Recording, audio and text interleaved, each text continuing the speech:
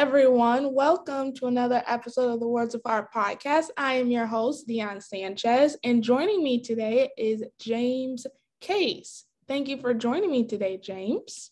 Great to be here. Thank you for having me. Awesome. So, James, if you could tell my audience a bit about yourself, that would be great. Sure. Well, I got kind of an interesting, varied, and kind of eventful history. But started back in Pennsylvania. I actually born in Tennessee, but grew up in Pennsylvania. The thrust of my was a pretty much normal middle class upbringing, nothing too serious, except for the changes I was going through. And so when, as I was coming into my teenage years, I came out in high school and then ended up leaving my parents' home sometime right around just before my 16th birthday. And had a situation where I had been sneaking out of the house at night to go carouse and party with friends as a young person, and my mom kind of got tired of it, so she locked the screen door so I couldn't get in without knocking. And so there I was at 1:30 or 2 o'clock in the morning, standing outside of the house going, do I really want to do that, or do I just want to be done? And I just decided to be done. And I walked away from their home, walked 5 miles to the nearest town, and carried on with my life, basically. My parents are amazing people. My dad actually passed about 2 years ago, but my parents were great parents. I mean, they were always present, and I was just apparently on an adventure of my own. And so that led to, some exploration. I ended up in New York for a period of time after some amazing confluence of events that helped me connect to, at the time, because I thought I was going to be an actor, connecting to a coach when I was working in New Jersey. That led to moving to New York. I got to experience and live in New York for about a year and a half, where I realized that I didn't have the skin to be an actor. After a year and a half of going, I don't think I can do with this, I realized that I couldn't. And then surprisingly enough, I had another extraordinary experience of, I wrote it was a Dear God letter. I was at a point of frustration. I separated the relationship with my coach, had realized that wasn't my path, sat down one night and penned a letter because I was just looking for anything to help shift where I was. And, the first 4 pages were, wham, wham, my life, man, wham, wham, and crying big tears. And then come around the end of the letter, after I got all that out of the way, I just came to a point of clarity. I said, look, I don't care what you do with me, God, do anything. Send me anywhere, but please, please, please do something, because I just can't live with this lack of direction and focus, and please help me. About less than 24 hours later, I received a call from the woman who was a profound teacher in my life, who also just passed 2 weeks ago. But at the time, the person who liked me the least on the planet, actually called me because I knew she had come to stay with me for a little while in New York. She was a teacher and a channel and herbologist, and so she had clients and things that she did. So she came and stayed with me earlier on, and she was opening a center in Arizona. That 24-hour period that took place in, she called to say, would you be willing to come to Arizona at the time to spend a couple months while they got the center off the ground, which was some of the people that she was working with in California. And I said, oh my God, yes, I can do that, but I need a couple months to sort myself out. And this was, I think, on a Thursday. By Tuesday, I was on a flight to Arizona. So my couple months ended up being 5 things to handle. I handled them and then moved from New York to Arizona, never having been there. The other thing that happened along the way is that I had apparently gotten a really bad parasite when I was living in New York. And so I had what was called cryptosporidium. It was eating my intestines. And so I was losing weight, but I had also gone on a brown rice diet at the same time. So I thought I was doing really well, because I was feeling good and looking good. And except when I got to Arizona, I think it was my normal was around 165. I think when I landed in Arizona, I was about 120 at that point, 120 pounds. That went down to about 110 pounds. And that started a tremendous healing journey that I went on for quite a long time. There, I was at the center. I ended up staying at the center, became director of aliveness therapy there.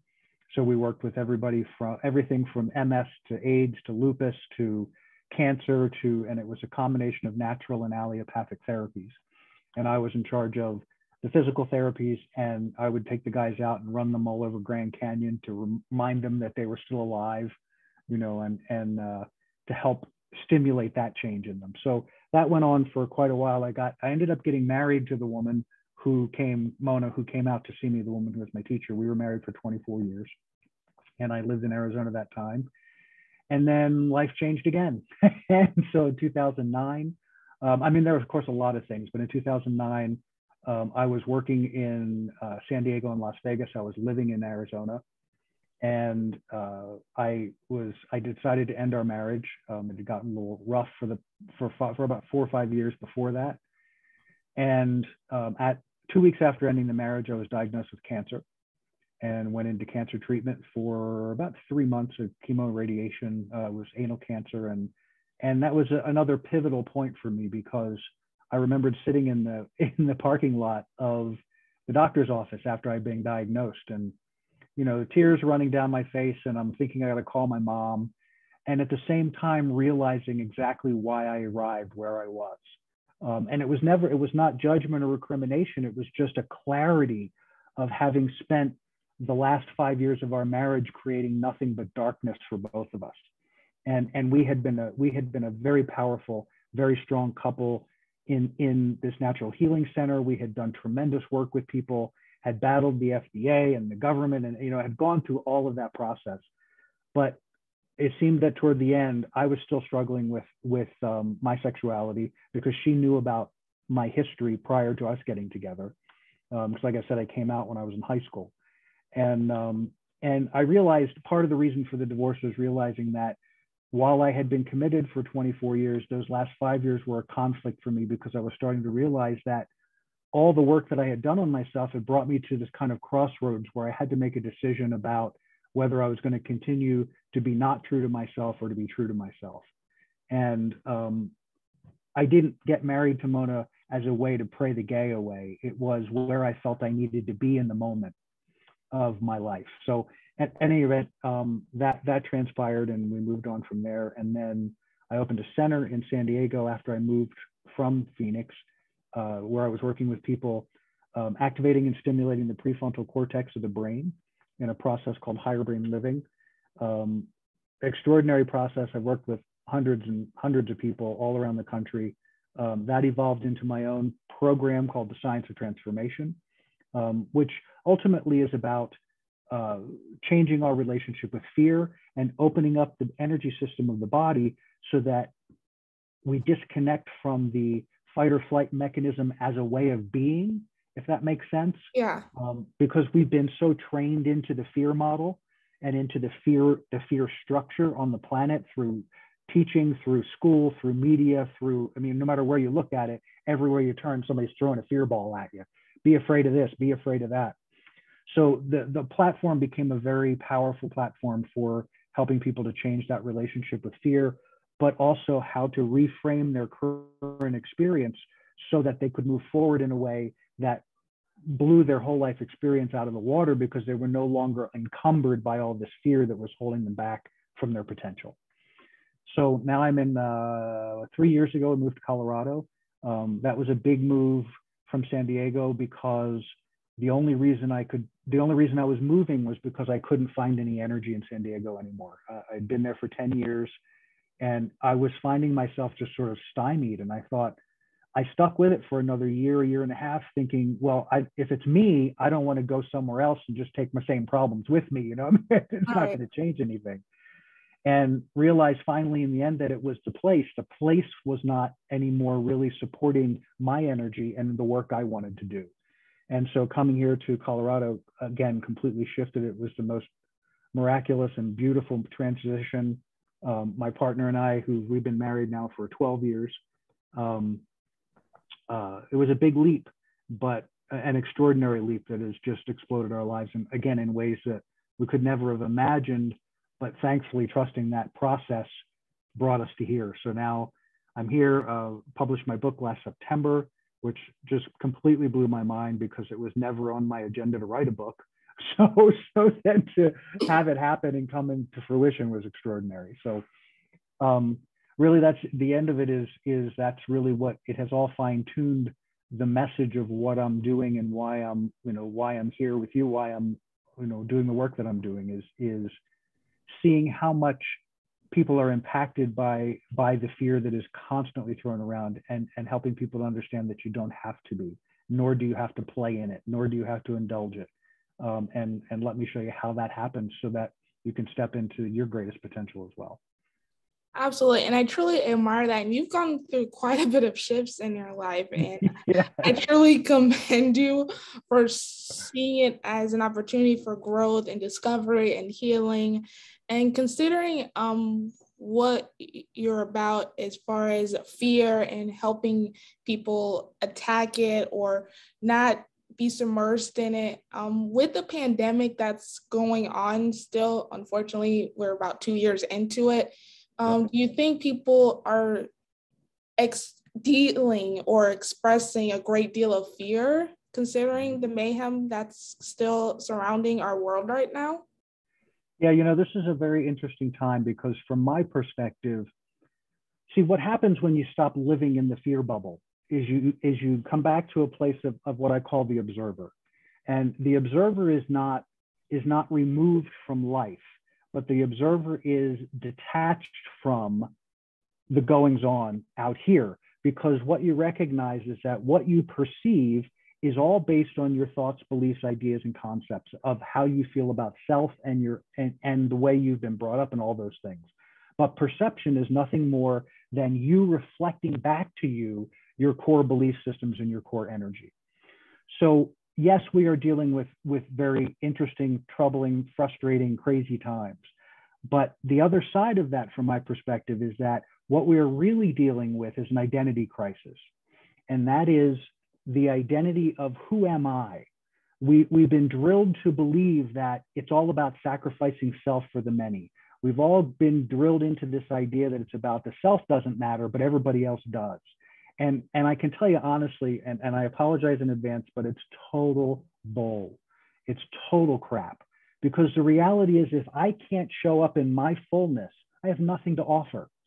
If I can't show up in the greatest expression of who I am, I have nothing to bring the world. So getting here and lined up with myself, lining myself up with my greatest potential, whether you call it your higher self, whether you call it God, whether you call it Jesus, whether you call it Buddha, I don't care. Call it whatever you want. But pull that power forward for yourself so that you can see this as an opportunity to understand humanness so much more deeply, so that when we strive to reach out and connect, we're connecting from a heart space and not from a head space, because the head space is where fear still infiltrates. So instead of aligning in thought, we align in heart, we align in love, we align in a different place that is not fear. And yes, there's all kinds of places you can look around and go, yeah, but. And my honest opinion is stop looking there. Stop paying attention to it. Live your life. If you sit in your world and you look around, what you see, now you may be experiencing firsthand experiences of the pandemic in the sense that people right next to you or yourself are going through the process. That is still a process of evolution. That is still a process of growth and change, if you can remain there. So you are not being, again, if you're coming from the victimization perspective, you're in fear. If you think you're a victim of the pandemic, if you think you're a victim of the government, if you think you're a victim of the shot, if you're a victim of whatever, you are in fear. Because truly, if you look at your particular life, the chances are good you're not really affected by any of it except for the attention that you pay to it. Am I saying to be belligerent or ignoring the fact that those things are happening? No, I'm saying how do you engage them differently so that it isn't, I walk out the door terrified every time I walk out the door. Who am I going to be in contact with? If I go here, am I going to get sick? If I, all of those types of things. Because the illness is not something from the outside in. The illness is attracted because it's an energy, it resonates. If you resonate with it, you bring it. you connect to it, and it's there to take you to a new place, not to harm, not to do damage, as it were. So I don't know if I made that clear, but if I can clarify it through you, I'm happy to do that. I just have a very different perspective of it all. Not Pollyanna either. I'm realistic about it, but I don't choose to play in the fear game about it. I think you clarified it fairly well as far as not tapping into the fear. Just to give you a little insight into me, I actually got diagnosed with diabetes at the start of the pandemic in 2020, which wasn't an ideal time to be diagnosed with anything health related. And I really easily could have tapped into the fear. Many of my family took this particular news badly because I had many health issues, and that hindered my development growing up and made life difficult and continued to make it difficult. So the fact that I was at this point in my life where things seemed relatively somewhat normal and I didn't really have to have any hindrance after undergoing this drastic health change was not something my family wanted. But if it wasn't for my diagnosis, I could have died. That was the sad reality. You mentioned drastic weight change. I had to undergo that same experience, but it was really my body eating itself from the inside out and sickening and basically inevitably possibly turning me into dust. I thought, I look skinny, I look good, but it's not the right type of skinny I want. So look at those cheekbones. I was looking sexy, and I hear you. Yes. But I took my experience and my circumstances as a blessing, not a curse, and just made the best of my circumstances and didn't really give in to the fear of it. Who knows? I will admit the fact that I had to acclimate to this new change during this pandemic when there was no vaccine yet didn't put my mind at ease at times. I'll just be pretty honest, but heck yeah.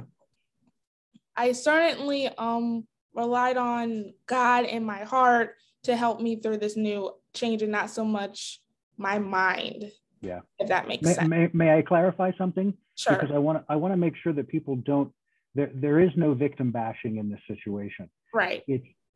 I am not claiming that you will never experience fear. What I'm saying is, how do you deal with what that stuff shows up? Your mind goes there, right? The whole point of your mind is really sort of a soldier gatherer, as it were. To me, your mind is the thing it is the consciousness that is connected to the physical body. So different from the soul or the spirit or however the higher self, however you want to look at that. I see the ego, I see that part of us, the mind, is what is born of the fact that we are a physical body. We have a physical vessel that has a consciousness called the ego. Its job is to keep the body on the planet. That's all it does. Its job is to use our eyes, ears, taste, touch, smell, perceive the environment, and make sure there's no threat to us. So when you're focused into that all the time, you're always in that fight or flight space. And the mind is simply going into the subconscious and looking for evidence to support whatever your prevailing belief is. Well, as we move through the world, we interact with people, it pings things that, old beliefs, new beliefs. And it's just a question of when that energy shows up, what do you do?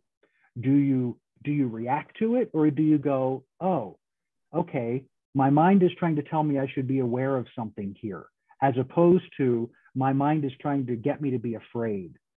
So neutralize the experience. Yes, your chemistry is changing and you're going through whatever, but I never in any way want you to think that you will never be in touch with fear. It's how you deal with the fear. It's how you change your relationship with it. It doesn't run your experience, it informs your experience. Totally different things. So that you can separate out what's truly danger from what's just the mind making stuff up. That really helps, and I'm sure it helps my listeners as well. That you, yeah. I mean, fear is a part of our everyday life. That's just the reality of it. But how we react to it is really what determines how it plays a factor, I feel, in our lives. Absolutely. And congratulations to you for walking a very challenging path. Because the other thing I'll tell you is that I won't say that a lot of this has been easy. Actually, much of it has been not easy. For me, my path, the things that I've described about my life and all the in-between places. But easy doesn't mean it was hard. Not being easy doesn't mean it was hard, but it was challenging. And sometimes it was freaking hard. Because when you're confronting those parts of self, and when you're confronting a physical problem, and when you're trying to figure out how to sift and sort through those things, goodness gracious, the stuff is flying all over the place. But again, it's what is the things that you're doing as an individual to create a space so that you can get distance. So that's where I think a daily practice is really important, whether you're doing breathing or yoga or whatever exercise you do, the things that help you create that solidity of your space so that when the fear comes, you can keep it here, keep it at a distance, basically, because you can observe it and then you can choose how to engage with it rather than it slapping on, you know what I mean? Like right out of Star Trek, and like, that's what you don't want. So that's the difference, is that it's not, you don't wake up one day and suddenly you don't have to deal with it. It's a process. It's building new muscles, building that strength and being the observer more. And, and you have a push-pull for a while and it gets better and better and better and better. So, it's not a flip a switch and it's gone. We've had too much programming and too much history for, not that it can't happen, but many of us, I don't think, have that ability to just stop everything and shift, Right. Well, James, this has been so much fun, but I'm on to the icebreaker portion of this episode. My icebreaker question for you is, if you had to come up with and you are an author, so I feel like this is pretty easy. If you had to come up with a chapter or title for where your life is at right now, what would it be? My World is Good. Okay. My World is Good. I have it's actually funny that you asked the question, because part of in my media stuff, as I do my promotions and things for the show and for the book and all that stuff, I have hashtag My World is Good is a program that I developed in January as a means of combating the excessive negative creation that I was observing, particularly, as we were going through Trump time and all the divisiveness that was growing and all the craziness. And I thought, this is making me nuts, because how can something so negative be able to create so powerfully? And here I am, I want to make a shift, but I'm not interested in going into politics. I want to make the world a better place. And I was inspired in through a meditation to this idea of my world is good. And that's truly where I feel, because every day, that's what I'm focused into. My world is good. And bringing that goodness on the planet as best as I can through my life and through my heart and through my people and my world. And I think the more of us that do that, the more we come together to create a tipping point of shifting that negativity in the mass consciousness to a focus in goodness instead of a focus in separation. Absolutely. And I strongly agree with that. And that sort of ties into my title a little bit. Yeah. My title and chapter for my life and where it's at right now is basically being a warrior for change. Nice. That word was really placed on my heart when I got diagnosed with my diabetes, God calling me to be more vocal and to use the power of my voice for good. And really, my diagnosis is a blessing, because if I hadn't been diagnosed, I could have died. So all the experiences, and I only told you one small tidbit of it. Mm-hmm. I've undergone a lot in my life, and it's all shaped me into who I am right now. The good, the bad, the ugly, the fear, the non-fear, everything has played a significant factor into who I am right now. So I think being a warrior for change really symbolizes who I am and where my life is at right now. I love that. That's powerful. I love it. And it sounds like, even as you talk about it, I feel that, because that's what I do, that I feel that synergy, that feeling of, this is where my life has brought me to, and I am empowered from this space, instead of I feel desperate and I'm reaching from this place, so that's awesome. Love that. you. So on to the fun icebreaker game. Okay. I'm ready, I think. So this icebreaker game is called Song Association. Okay. You don't have to be an avid singer to understand this game. I just want to put that out there. But basically, how the game works is I give you a word. Okay. And then you either say it, sing it, or rap it. Okay. Again, you don't have to be an avid singer, but if you want to sing it, feel free. Again, it's an open form of comfort and acceptance on my podcast. So no judgment here, just laughs. Anyhow, I give you the word and you either have to say the song title or have the song title mentioned in the lyrics. So the word could, based off the word I give you, it can be in the song title or in the lyrics. So am I making up a song or am I picking a song that I know? You're picking a song that you know. Okay. Okay. The catch though is because life isn't easy, so this game shouldn't be easy. You have 15 seconds. Okay. Based off of the word I give you to come up with the song in the title or in the lyrics, however, whatever song you know. Okay. Before the timer goes off. Okay. All right, so let me get my timer. All right. So the first song is Heart.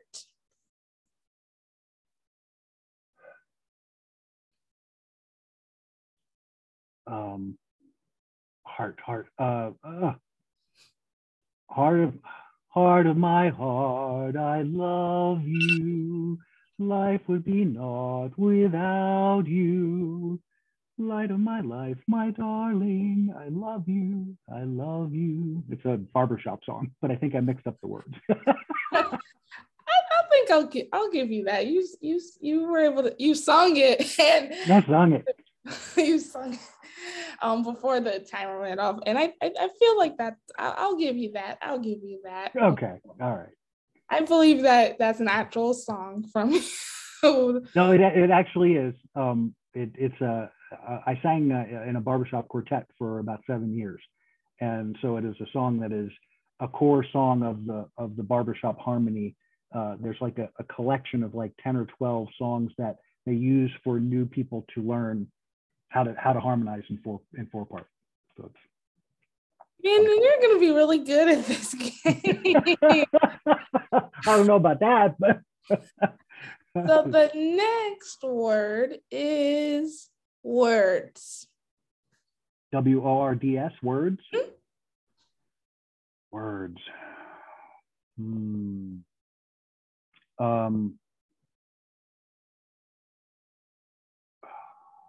I got nothing. Sorry, I got nothing on that one. Well, I can give you the answer other guests have given. I love it. I just went completely blank on that. Some of the previous answers has been like the song More Than Words by the band Extreme. I love that song. And that's is that the More Than Words? Yeah. There's another one that's the duo, that harmony. I mean, I have another version of the song. I guess I could try to play it. Normally I don't play songs. Oh, it's okay. No, it's okay. It just, that when you said that, it reminded me of then. I mean, I know there's many versions of the song. I just know when people get to this part of the. Yeah. So, all right. So the last word is. Oh, yeah. I'm gonna get this one. See, this is a fun game. The last word is change.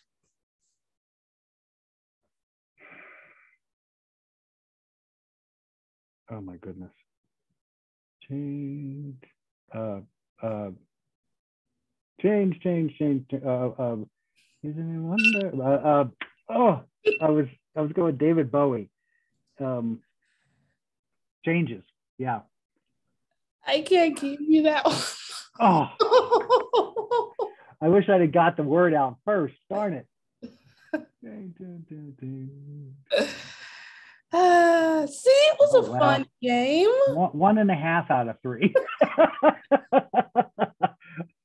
I had it. I just didn't get it out fast enough. That is fun. That's a really interesting game.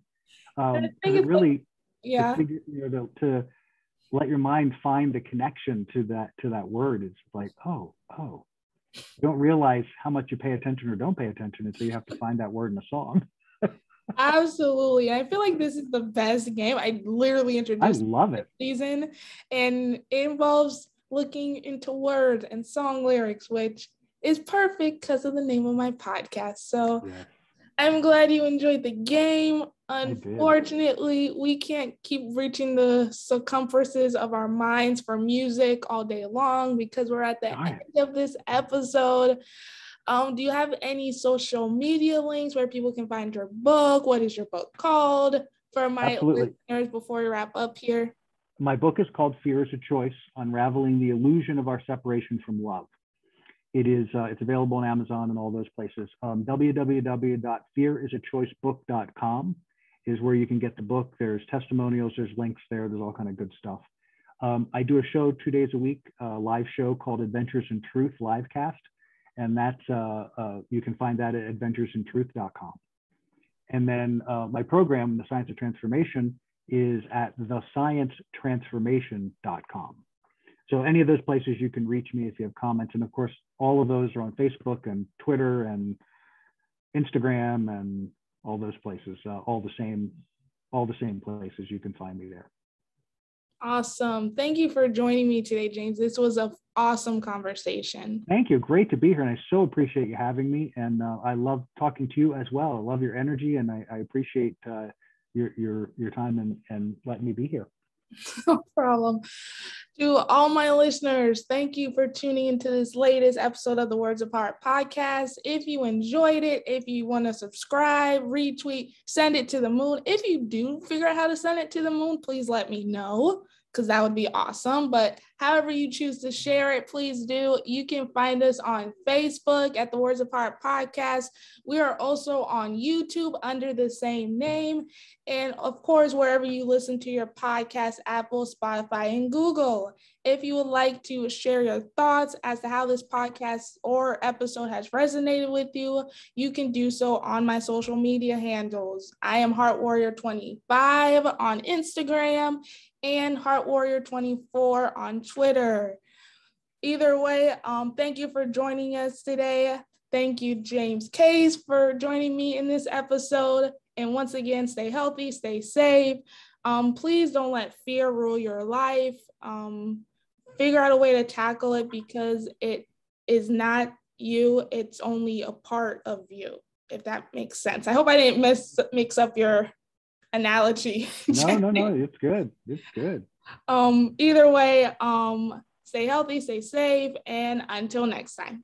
Bye. Bye.